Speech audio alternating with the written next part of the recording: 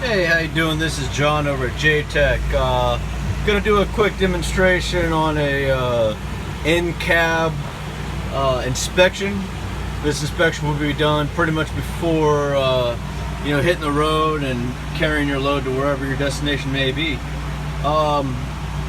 First, what you want to do is kind of check, make sure your registration and your insurance is up to date, and make sure you know where it's at. That way, if you do get pulled over by the man, you know exactly where you got to get your stuff from, and you don't have to fidget around. Next, what you want to do is go to your seatbelt here, and you just want to check it for any kind of frays or cuts or anything like that, because this thing could save your life. After you do that, you kind of want to go ahead and turn your key over. Oh, well, this thing is dead, I believe.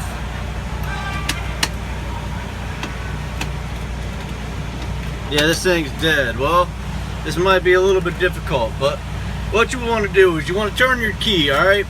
Turn it to the accessories position. At that point, what should happen is all your lights will come up. You make sure all your lights are working. All this right here will be lit up with your check engine light, ABS light. Obviously your mileage will be right here. This spot right here will tell you if you have any codes, ABS codes, engine codes, whatever. By holding this and pressing that button, this button can actually diagnose what code you have. That way you can get the code number and call back to either your maintenance man or your mechanic or whatever, and tell them the code that you have for that vehicle, and quick diagnosis.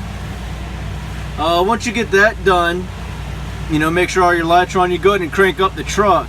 At that point, you want to take a look at your air right here. What you want to do is, if say you start this truck up and you're sitting right at about 60 psi, at that point you should have a light right here saying low air pressure.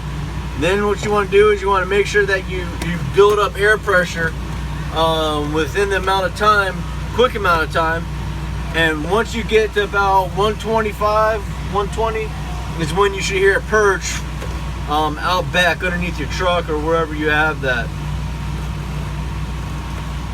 Then what you can do is once you have the purge, you can turn off the truck, and then what you can do at that point is kind of listen for any leaks, see if there's anything going on, and then just watch your gauge for about a minute or so. Make sure you don't want to see any of these gauges drop down.